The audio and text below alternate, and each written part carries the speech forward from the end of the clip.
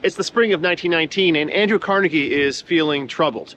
He has plenty to be happy about: a family, a beautiful house on Fifth Avenue, and he's one of the richest men in the world, with a reputation for generosity. But he's been ill, and perhaps senses the end is near. Among his wishes is to resolve a broken personal relationship with a former business partner turned bitter enemy named Henry Clay Frick. In the 1880s, Frick had made a small fortune mining, processing, and selling coke, a type of coal, to steel companies. He and Carnegie had a lot in common: self-made, ambitious, detail-oriented, cutthroat. And Carnegie saw Frick, who was 14 years younger than him, as a bit of a protege. He sought a warmer relationship with the younger man, but Frick always remained a bit wary. By 1889, Frick had skillfully ascended to the role of chairman of the Carnegie Steel Company, where he proved his worth as its ruthless manager, making the company enormously profitable. Both men were dead set against allowing unions to gain any kind of upper hand in their businesses. To them, the men who worked and not infrequently were injured or killed in their steel mills were basically interchangeable parts whose costs must be kept to a bare minimum. But while Frick more or less didn't care if he was seen as the anti-union villain,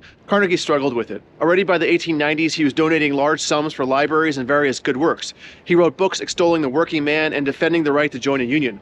Some accused him of trying to cover up his business misdeeds with saintly public generosity. Certainly in his personal letters to Frick, he encouraged him to play hardball with workers, which is exactly what Frick did in 1892 when workers went on strike at the Homestead, Pennsylvania plant, demanding a better share of the massive amounts of money the company was making. Frick brought in strikebreakers and private security. The strikers resisted, and a violent confrontation ensued, resulting in the death of 9 mill workers, 3 private security agents, and dozens seriously injured from both sides. The event would sully the reputation of the steel company and its leaders.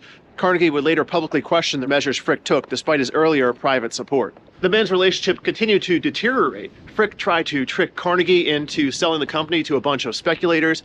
Carnegie tried to push Frick out without paying him the proper value of his shares. Frick was so incensed by this, he actually tried to physically assault Carnegie in a meeting, but later decided to take it to court instead and won a lucrative severance deal. By 1900, he was out. The two men stopped talking to each other, and Frick in particular carried a huge grudge. So in the spring of 1919, Carnegie writes Frick a letter suggesting that they meet up and perhaps reconcile. He gives it to a trusted associate who brings it up to Frick's house here on Fifth Avenue. Frick reads it, and then, fire in his eyes, looks at the man who brought it and says, "So Mr. Carnegie wants to see me, huh? Well, tell him I'll see him in hell, where we are both going." The two men never did see each other again, at least not in this world. Carnegie died that August, and Frick that December.